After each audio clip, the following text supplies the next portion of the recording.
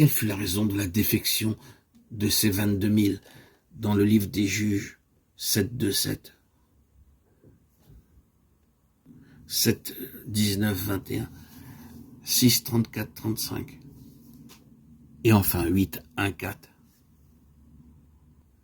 En fait, ils recherchaient leur propre gloire. Quelquefois, nous sommes prêts à sacrifier notre vie, mais pas notre gloire. Nous devons triompher de nous-mêmes, aussi bien que de Satan. Dieu cherche des personnes qui veulent travailler pour lui, sans mobile personnel. Après avoir travaillé pour le Seigneur, nous devrions dire, nous sommes des serviteurs inutiles, Luc 17, 10. Nous devons triompher de nous-mêmes, aussi bien que de Satan. Dieu cherche des personnes qui veulent travailler pour lui, sans mobile personnel. Après avoir travaillé pour le Seigneur, nous devrions dire, nous sommes des serviteurs inutiles, Luc 17, 10.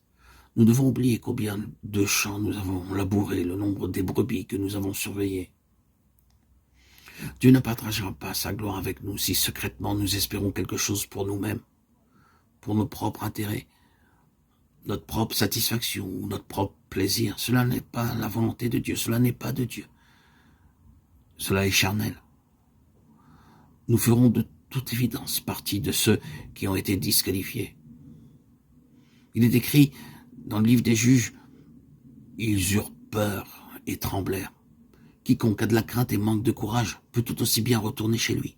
Peut-être vainqueur dans son cœur, mais pas vainqueur dans la vie. Pour être vainqueur, il est essentiel de ne pas s'aimer soi-même, d'être prêt à endurer les souffrances. Les plus grandes afflictions ne sont pas de nature matérielle, mais spirituelle.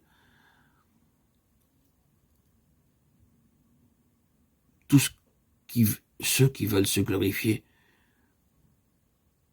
les craintifs, les peureux, les affabulateurs, ceux qui vivent dans le dymion, l'imagination, seront de toute évidence éliminés.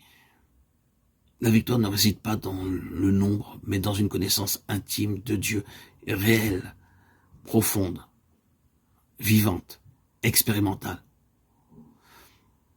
L'épreuve était en fait une toute petite chose, la manière de boire l'eau. Comment buvait-il l'eau?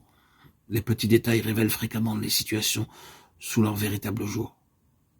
En ce temps-là, les Juifs et les Arabes voyageaient avec leurs bagages sur le dos. Il y avait donc deux manières de boire pendant le voyage, ou se décharger des bagages et s'agenouiller pour se désaltérer, ou laper l'eau recueillie dans les mains pour ne pas être retardé en chemin, et mieux se prémunir des attaques des pillards. Des 10 000 restants, 9 700 s'agenouillèrent pour boire, 300 seulement lapèrent l'eau en l'élevant avec leurs mains. Tous ceux qui se mirent à genoux pour boire furent écartés, ceux qui lapèrent l'eau furent choisis. Ceux qui ont eu l'occasion de se ménager, ne l'ont pas fait, savent ce que signifie l'œuvre de la croix. De telles personnes seront utilisées par Dieu dans la mesure où elles sont toujours prêtes à laisser la croix agir dans leur vie. Dieu utilisera de telles personnes. Ainsi, sur la base des 3 critères divins pour devenir un vainqueur, nous devons être pleinement voués à la gloire du Seigneur, n'avoir peur de rien et laisser agir la croix en nous. Nous pouvons donc décider d'être ou non vainqueurs. En nous testant, Dieu met en évidence ce que nous sommes. Notre réaction face à cette épreuve fera de nous un vainqueur ou non. Connaître la réalité de la victoire de la croix dans sa vie est nécessaire pour le maintien de cette victoire.